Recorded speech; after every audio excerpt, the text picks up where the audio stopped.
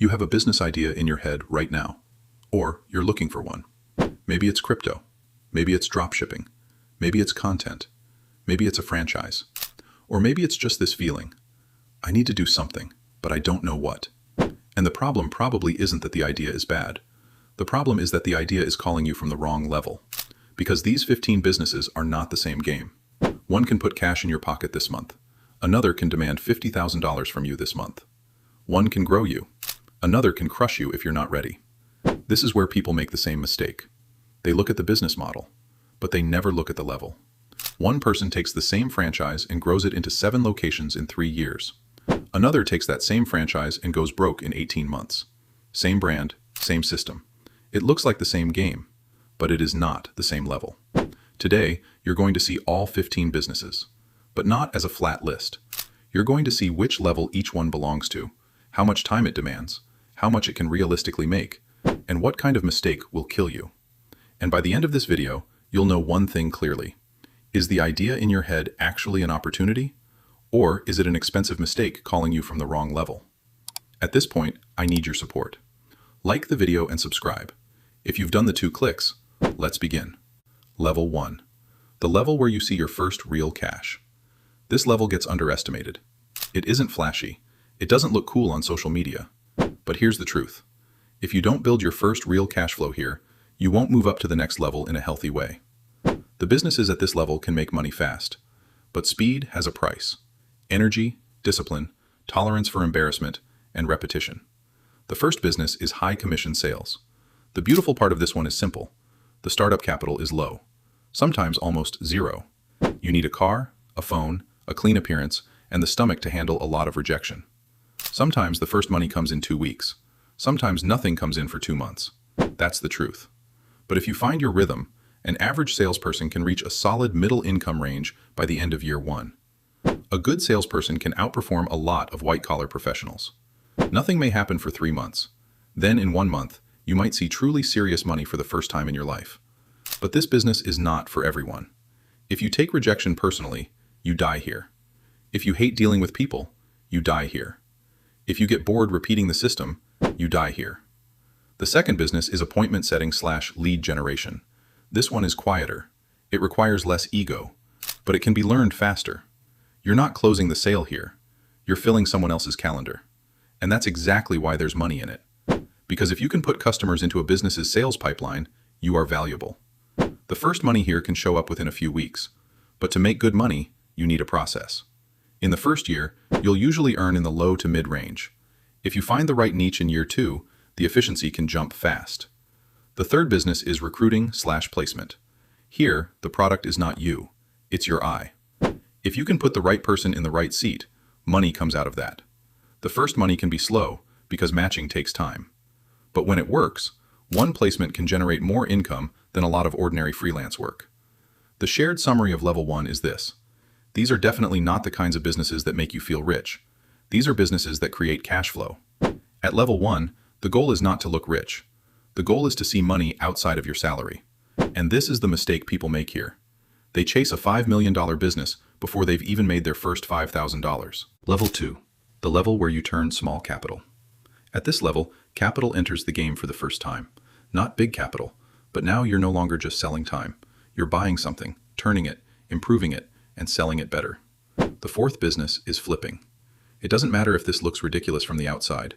A couch, a piece of equipment, electronics, a niche product. The product is not the point. The real question is this. Can you see what the market has priced incorrectly? The first money here can come fast, sometimes within the same week. But this business is demanding because the early stage depends entirely on your eye, your speed, and your negotiation skills. In the first year, you'll usually see low to mid-level profits here. But someone who really understands the game can turn this from side income into a mini business. The fifth business is resale plus a better listing system. This is the smarter, more organized version of flipping. The same product looks like trash when it's presented badly. The same product looks premium when it's presented well. Better photos, better copy, better packaging, better platform choice. This level teaches you something important. Sometimes the money is not in the product, it's in the perception. The sixth business is short-form editing / clipping / creator repurposing. Here, the capital is not equipment, it's skill. The startup cost can be low. But if you don't understand the attention economy, you'll stay scattered. The first money can come fast. But to make good money, speed alone is not enough. You need repeat clients. Most people crawl through freelance work in year one. But someone who specializes in the right niche can find themselves running a small agency by year two. The shared lesson of level 2 is this. This is the small money level. But when small money starts moving, something big changes in your head. For the first time, you feel this. I'm not just an employee. I can turn money. And that feeling matters. Because the third level is no longer about playing the game. It's about building a system. Level 3. The level of boring but real businesses. At this point, the romance ends. If someone is still thinking, maybe there's an easy way at this stage, this is where they hit the wall. The 7th business is cleaning service. The 8th is junk removal. The 9th is junk removal. The 9th is pressure washing / home services. Why do these businesses work? Because people constantly need them. Because they repeat. Because nobody wants to clean up their own mess forever. Because modern life is built to outsource small, annoying jobs. The first money here can come fast, sometimes in the first few weeks. But the effort in year one is very high. Because the first phase of these businesses is not freedom, it's intensity. You have to answer the phone. You have to give the quote. You have to manage the job. Sometimes you even have to do the work yourself. But here's the key. These businesses are exhausting at first. Then they can become systems. The income in year one can be moderate. Someone who manages it well can turn it into strong cash flow within a few years. The real jump doesn't happen when the business carries you. It happens when you stop carrying the business yourself. And this is where people miss the point. They see the bucket, the cloth, the pressure washer, the van. But they don't see the repeat customer, the team, the route, the process, the reviews, the referral chain. Level 3 teaches you this. Wealth is not always the work of a genius. Sometimes it's the work of making a boring business repeatable. And this is exactly where most people run away. Because at this point, excuses stop working. Operations begin. Level 4. The level where you buy or copy a system. At this level, you no longer have to build everything from zero. Someone who reaches this level starts to understand something. I do not need to prove my intelligence. I can take a working system and grow it. The 10th business is a franchise. The reason people dismiss franchises is simple. They don't look creative. But money does not need to look creative. The strength of a franchise is obvious. The product is ready. The process is ready. The brand is ready. The margin for error is lower. But of course, there is a price for that. The startup capital can be high. Margins can be tighter.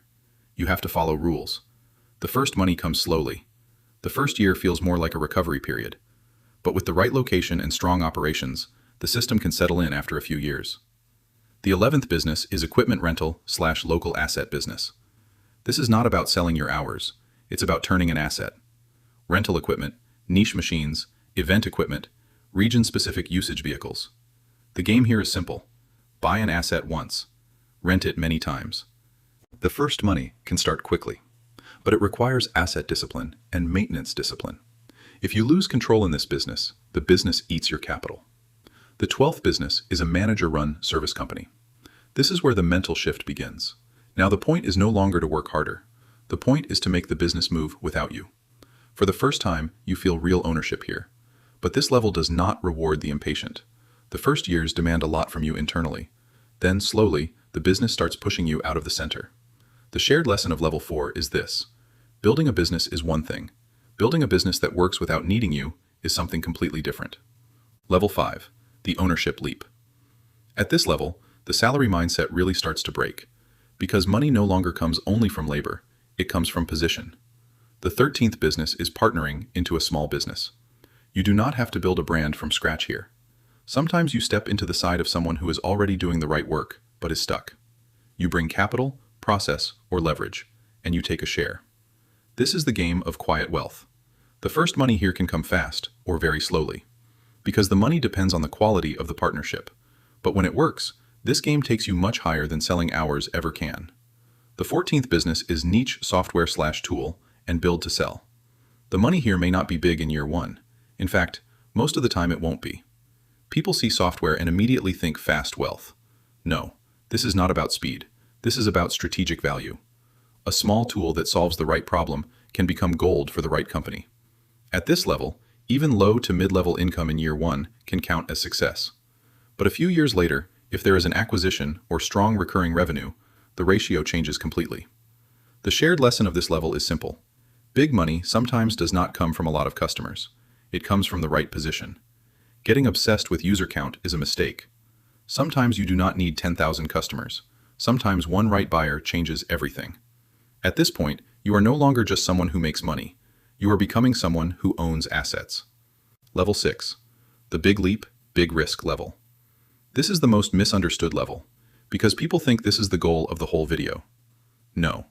This level is a high-leverage arena that someone enters only after playing the previous levels correctly. The 15th business is real estate development. This game is heavy. It is slow. It is stressful. It demands capital, financing, relationships, and patience. But it demands one more thing: the capacity to live with being wrong for a few years. The first money does not come fast here. Sometimes for 3 years it feels like only money is going out. Then one exit wipes out all the small games that came before it. That is why it is dangerous. Because from the outside, people always see the result. Inside the game, there is often years of uncertainty. And at this level, people also get tempted by other things. Early tokens, meme stocks, leveraged trading, viral explosions, hit content, the right bet. Yes, these can create money very fast, but most of these are not business models. They are speed events. And the biggest problem with speed is this: you are not in control. Timing matters too much. Emotion matters too much. The environment matters too much. So the real lesson of level 6 is this: sometimes speed is not a method. It is proximity. The right room, the right network, the right table, the right people. Because big money often doesn't flow through Google. It flows through circles. The shared lesson of level 6 is this: wealth is not always the reward for working harder. Sometimes it is the reward for entering the right game, at the right time, from the right level. Now let's be honest. Where is the real mistake happening? People never separate these businesses properly. They see sales and real estate development in the same video and ask the same question: which one makes more money? That is not the real question. The real questions are these: what level am I at right now? What does my energy allow? What does my capital allow? What kind of game can my character actually survive? Because the right business at the wrong level can still destroy you. And a decent business at the right level can move you ahead for years. And wealth almost never starts all at once. It starts from the right level.